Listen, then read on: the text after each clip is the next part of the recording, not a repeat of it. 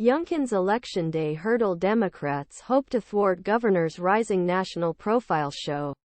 Title hide title. Virginia students protested reversal of transgender protections. Virginia students protested the reversal of transgender protections that required them to use restrooms, pronouns and names. According to school records. Anthony Jackson. USA Today. Virginia Gov. Glenn Youngkin is the rising star of the national GOP.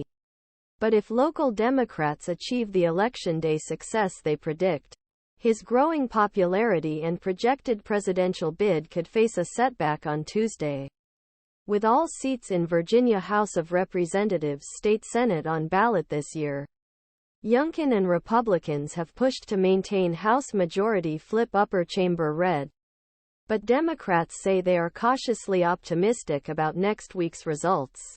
Youngkin used the same phrase in August to describe his stance on Republicans' prospects at the time. The governor also said his focus is on those state races ahead of calls from national Republicans for him to enter the 2024 presidential race. It's really embarrassing that people are talking about 2024 and a national role for me, Youngkin told USA Today. I thank them and reiterate that I have a big job to do here in Virginia right now. But his run in 2023 could soon be thwarted by a handful of Democratic candidates in some of Virginia's most competitive Senate races.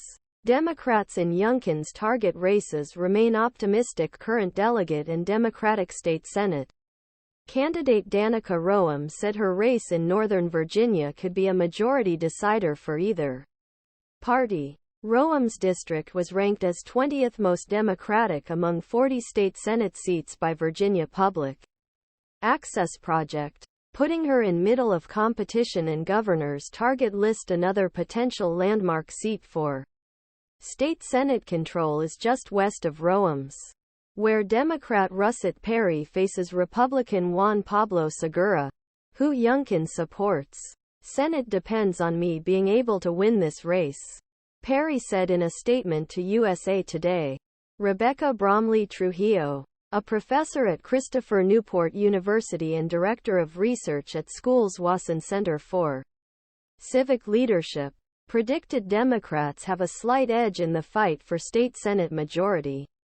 From his perspective, former sheriff and Republican J.D., he said there are 4 really close races, including that of Virginia Sen, Monty Mason, whom he described as an intense matchup against Danny Diggs.